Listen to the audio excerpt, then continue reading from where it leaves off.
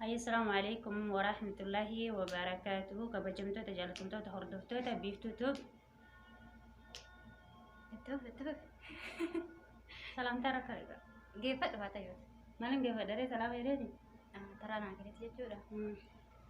Taaftee walitti argaa. Bismillah, assalaamu alaikum warahmatullahi wabarakatuh. Kabajamtoota jaalatamtoota ilmaan Oromoo ashama harka fuunee jirra jirtu isiniin jedha.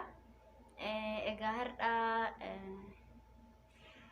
seenaa mudannoo mana madaame seenaa haala jiruuf jireenya biyya namaa kana keessatti mudannoo hedduu kan dabarsineerra waan barumsa isiniif qabu akkasumas wantoota nama dinqisiisu waan tokko irraa dubbanna jennee anaaf biiftuu Oromoo yookaan ani Oromoo artistii YouTube channel kiyya akkas jedha. Waan tokko irraa isiniif qoonna jennee dhufne nullee hojii kana dalagaa kanaaf haaraya. Inshaallah nurra silaalina yaadi keessan nuuf qooda. Nu guddisa nullee inshaallah gaaf tokko bakka namni ga'ee jedhu san ga'uuf hawwii qabna waan ta'eef nun tuffatinaa subscribe nu godha, like nu godha, share nu godha jenna. Akkas ilaaltanii biran tarinaa. Akkas isiniin jenna boleen kiyya. Gurgurtatanii sirriitti jala deemanii ilaalan kunillee warrumti akka jedhee lama jedhee sadarkaa kanarra ga'e nullee inshaallah abdiin hin qabna. Like subscribe gochuun nun irraanfatinaa kafaltii illee hin qabu asila. Kafaltii maalii qaba? Namni shabaqaaf fayyadamne hin jiru egaa hundinuu kan ofiillee fayyadame ijoolleen mana madaame keessattuu shabaqaa firii kan fayyadamanis jiru. Ka ofii guuttatanii fayyadamanis jiru. Haa ta'u garuu shabaqa aanjaa ofii guuttatan jechuudha nuufis miti. Nummoo yoo nu guddisanii nu bira galasi guddaa qabu. Bakkuma deemtu isaa cuqaasanii bira dabran waan hin qabu waan waagaa fuullee hin qabu. Akkas inshaallah chaanaala Oromoo kan ta'e biran dabru laale dhugaar duula. Anis akkasuma biran dabru laale maal yoo viidiyocha illee ilaaluun barbaanne laayikii fi sabskiraayib godhee bira dabra. Akkasuma laayikii sabskiraayib godhaa bira dabra isin hin jenne inshaallah abdiillee isinirraa qabna. Akkasii huduudumaan gara gaafii fi deebii natti itti haachaynu. Sirraa hin eegala. jalqaba. Oke, gaafin tiya. Mudannoon kan kan yoomiyyuu hin dagan sillee gaddisiisu akkasumallee sillee kofalchiistu. Asiisa mudannoo maal irratti fakkeenyaaf mudannoo hedduu qaba. Fakkeenyaaf jalqaba biyyaarraa ka'ee jechuudha. Gaafa karaa kana dhuftu haa ta'u gaafa dhufteetu as keessatti mana madaamiti waan si mudatu xiyyaara keessa waan si mudatu wanti nama mudatu nama karaa deemu dila. Xiyyaara keessatti wanti nama mudate baay'ee mudatu qorraa wajji waan gurri tokko na dhukkube. Gurri tokko na dhukkube uffata itti cuqqaalaa dhufe malee bariisaa yaabbadhe beektaa gara ganama. Hundi akkasumatti deema.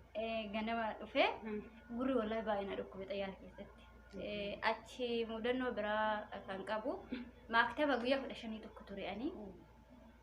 Maaktaba yeroo guyyaa 15 ture sanitti achitti maaktabatti waan qabnu hunda waan Itoophiyaa qabnu hunda achitti nyaadhee dhugee fixe. Ijoolleen hin dhufti bakka maaktaba guyyaarraa makiina gurguddaa kanaan ijoollee Itoophiyaa fe'anii fidan beektaa guyyaa 15 tokko gizee maaktabaan ture san. Guyyaarraa fe'anii fidanii ijoolleen Itoophiyaa tun guyyaarraa fe'amtee dhufti. Ijoollee Oromoo sana hin waamna ati Oromoodhaa kootu jenneen waamna. Kilaasii tokkotti liqqabnee du'aayii kadhannaa. Bakka warra haaraa dhufe kan waan isaa fidan kana isaanumarraa qoodamnee wajjin fayyadamnaa wajjin nyaannaa wajjin dhuynaa. Haga bulee 15 torte kana jechuudha. Wallahi bakka ijoollee mucoon takka waan achi keessaa waan baay'ee nama gaddisiisu. Ijoolleen bakka dalagaadhaaf dhufnee maaf teennaa jedhanii ijoolleen hedduu dhiphatanii hedduu dinqaman jiru. Fakkeenyaaf ijoolleen akka dhiiga baay'ee qabdu rakkoodha. Mucoo wayii Bangaaliidha natti fakkaatee karra liifti jechuun saada jechuudha.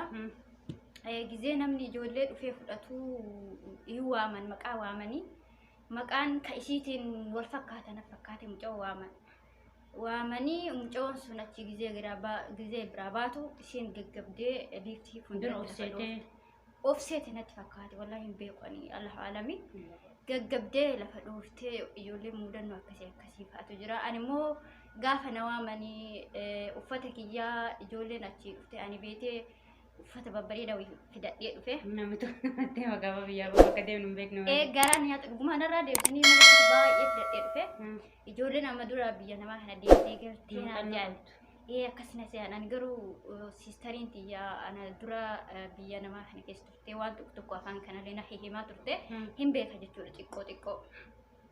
Kanaafuu bakka ijoolleen immoo yoo ani ingiliffaallee xiqqoo warra achi keessa hojjetu isa waliin walii galu yookaan immoo arabiffatan taalimaan olii gidi kanallee ammallee kitaabni hin jira miiree ka translationii afaan oromoo fi arabiffaa hin jira Addis Ababatti himatameen dubbifama isaallee dubbisaa ture.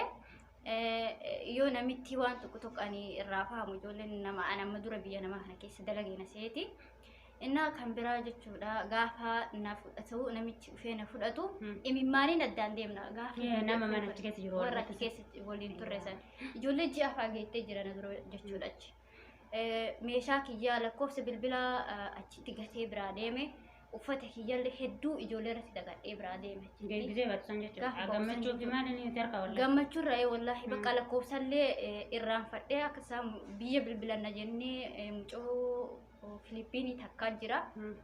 Isitti kennadhee rasiidni naan dhufne gizee rasiidni naan dhufe siida wala naan jettee asuma kaayee naan jettee lakkoofsi bira kaayee achuma daga. Lakkoofsa biyyaa warra. Lakkoofsa biyyaa guutuu waraqama irra qabannee deemnee miree gaafa deemnu lakkoofsa irra qabannee lakkoofsa nama hedduu jechuudha. Akkasitti lakkoofsa biyyaa warra kennatu gara ji'a jaha ture warra sun dawalin jechuudha. Wallahi akka tasaafamee bakka lakkoofsa sammuu keessaa qabu kanaan garas dawwalee gara dawwalee akka taane argadhe. Alhamdulillah akkasitti warra kennaa dubbise jechuudha.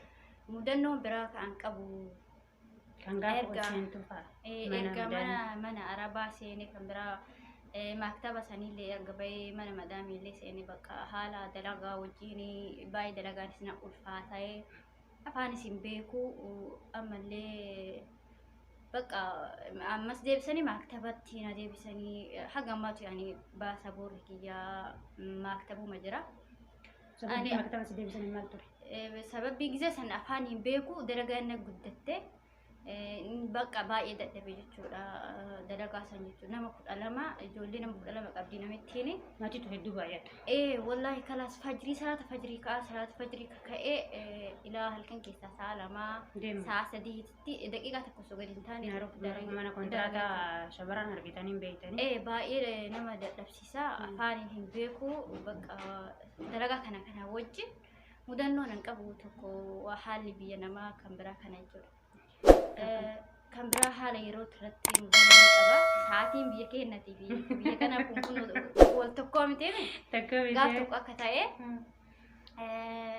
rafee yeroo dirra garagalfadhu sa'aatii ilaale sa'aatii yoo ilaalu sa'aatii 7 sa'aatii 7 asii biyya kana taa'ame qaree fajriidha ganam sa'aatii az-zuhrii se akka kenna lakkoofte sa'aatii 7 biyya keenyaa seere bakka sa'a 7 sanitti ka'ee muddam sun jechuun sanuu ariitiidhaan manatti waliin dhadha'ee akka isaa jaartii dullattii takka wayii bira dalagaa beekta. Nasiiba lammataatu jaartii dullattii bira si geesse. Jaartii dullattii sana bira dalagaa anaa fi jaartii dullattii sana bichaa jira. Amma bakka ka'ee mana kana qulqulleessee ariitiidhaan qulqulleessee waan ta'eef manni seeraan hin qulqulloofne. Namitti naan lolti jedhee sodaadhaaf sa'aatii dabalatee sa'aatii dibattee na jalaa tare. Namni rafee. Rafee sa'aatii na jalaa tare jedhee mana hundaa daddafee walakkaa sa'a keessatti qulqulleessee geessee taa'e. Olka'ee taa'e namitti hin ka'uu didde hin duuta jedhe jaartiin. Isin sa'ii rafaa arti sa'aatii fuudhan beeku. Sa'aatiin isin hin geenne gaa. Ani tare sa'aatii Itoophiyaatiin ka'ee beek irriba. Amma kan rabanee aduu laalu fi aduun hin jirti. Baati ka ganama sa'a tokko. Ka baati. Yaa rabbi sila akkam ta'e jedha. Ammallee sa'aatii maala laala. Sa'aatiin ammallee 8 bakka jaartiin duuta jedhe. Sila kaan jirtu. Kaan jirtu. Lafa taate deemte asii deemaa jirti. Kanas asirraan dhufee akka. Zuhriyyuu salaati. Zuhri salaati. Zuhri birraa baaftee daddaba mana qulqulleessitee geeffatte geeffadhe ani dalagaa keessatti yoo kaatellee alhamdulillah odoo dalagaa natti hin geessin kan ka'in jedhe ofii. Ishiin ka'uu didda jennaan duuti jedhe shakki dhaqee karaa irratti hin dha'u osumaan jiru. Anallee sa'aatii malee ka'ee waan ta'eef hirribni naqabee hagisiin kaatu jedhee gacheesse. Achiin hirribni naqabee naan hin taru. Rafatte tamara deebite. Gizee kaatee amma aarte. Maa raftiif akkamitti ka'uu didduuf. Jaartiin tun kaatee malee nama guddaadha waan ta'eef kursii irra teettee nyaata dalagii beekte. Maxbaqa jette. Maxbaqa kursii ofii akkasumas lafarra harkifataa. Natti aarte kaawwan isaa kalaas maa rafti. Beektee rafte jetti. Ani kalaas akkas ta'e dogongoree deebee rafee hirribni naan kute. Nan kaafne silleedhaan akkasuma na dhiifte dalagaa ofiisitti kaate. Amma gur ija rigataa ka'ee kushiinaa seena. Isin waa dalagaa jirti. Dalagaa jirti. Deemira finaan jetta naariiti. Wal. Irra fuu jedheen. Amma isin Arabii akka ta'aa jirti. Irra fuu jedheen ani ka'ee qulqulleessee ati ka'uu digda jennaan sa'aatii dogongoree akkasitti amma eegasii beeke qaba. Akka taatee sirriin kaan. Sa'aatii akka sirriin Amma kaanii. haasoftu kana. Arabii faan itti haasoftamoo. Arabii fuma ani xiqqoo fahame ka amma eega amma akka baaba jaa torba saddeetii ga'e. Dhageetta mashallah gisee kana. Akkanatti ka'ee qulqulleessee sa'aatii dogongoree gaddee ba'ee rafee jennaan hirmini naan tarate maan haalluutaa jedhee giddaan qulqulleessite meeqa qulqulleessite naan. Yaani ati Ani jarjaraan kamara jarjaraan qulqulleessee miire amma garana xaraddee garas xaraddee na argisiifte maal dubbadhu re ofii qulqulleessaa gaki jalti ariitiin qulqulleesse malee. Nama hawaa asaartani? Rakkoon qabu haaseenan jenna. keessummaatu jidduu dhufe kan ishee dabsitta. Abshir. Gaafiif deebiillee si qabdee keessummaatee. Suma inshallah hundaan gaggeessina. Akkasii ati bakka hirribatti si ariitirraa. Bakka jaartiin akkasitti bakka akkasuma na aaraa oolte guyyaa sanii anillee akkas jedheeni anillee akkiyyatti qulqulleessire haqa rabbii qulqulleessire. Ati muddamaa walitti Muddamaa qulqulleessee dhufte seeraan hin qulqulleessine bareechitee illee qulqulleessitee jaraaf garaan geetti malee ati harka muddamaatiin irra dhadhoofte. Amma garas gara xaraddee kana qulqulleessee naan jette ittillee kakadhee na amanuu diddee guyyaa sana akkasuma na aaraa oolte gosootuma keessa eegasii araaramne yeroo irratti mudannoo naan ta'u kana fakkaata. Tanuma guddaaritti dabaluun daraalee akka fakkeenyaaf nyaata irratti. Walaa nyaata irratti kubzii nyaataa ture kubzii qofa nyaataa ture maa dhugaa yoo dubbate waggaa meeqa kubzii nyaataa ture walaa. Midhaan biraatti hin qabu. Beeku bakka waan takka yoo beeku ruuza kana xiqqoo hin nyaadhin kijibu kubzii killee waanuma biyyatti beeku jechuudha. Malee Waan biraa miti labana dhuguu zabaadii hin nyaadhu. Zabaadii kanallee suutuma keessa jedha aannan biyyattuu hin fedhu ani aannan biyyattuu hin jaaladhu hasiira hin dhugu hin kijibu. Bakka wanta nyaata keessaa wanti ani yoo argadhe nyaadhu ruuzumaa fi kubzii saamurii bicha.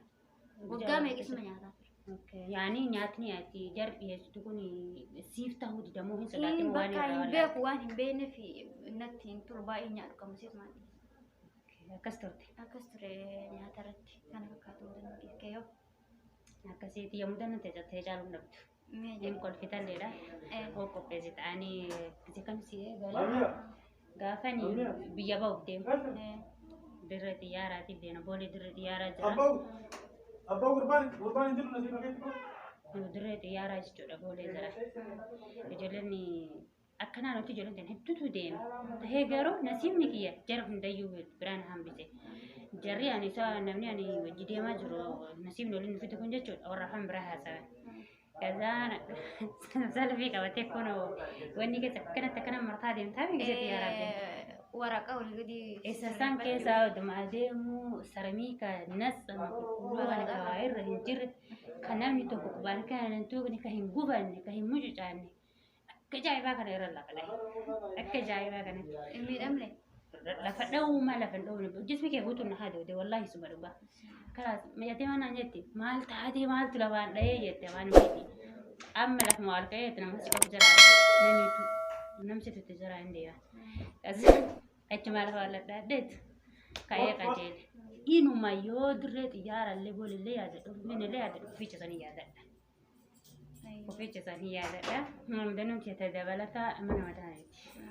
Mana mataa dhufee torban takka taa'e garuu biroo keessa. Torbee tokko taa'e. Torbee takkatti taa'e san keessatti akka amma ati jette baay'ata. Hedduu baay'ee. Namni kennumaa baay'ee. Namni afaan kee dubbataa. Nama wal argita oma natti hin fakkaanne taa'uun sun. Uma natti hin fakkaanne torbee takkatti taa'e san keessatti galgala dhufee namichi galgala dhufee isaa wajjin toora asiriitti mana gahe. Toora asiriitti yoo mana gahu namitti waa shaantaa kiyyaa gurgurteetti.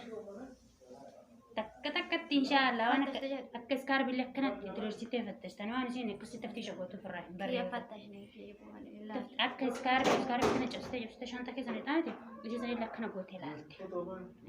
Kalaatan ani waan biraan dubbadoo ani lakki jiru waan natti hin danda'u duudaa bajjira baafama godhee akkanuma laala. Waan yaadachiiste akkana taa'ee mudannoo biraa wal qabu jechuudha gisee biyyarraa dhufe nama maraa araba tana yoo natti dhufte akkuma biyya keenya itti jigee dubbisuuf والله إنما ما يقيد حاجة زي حاجة فاهم برد شفت سلامة يو سنة هي تتمري فيك جرب ما كلاسة والله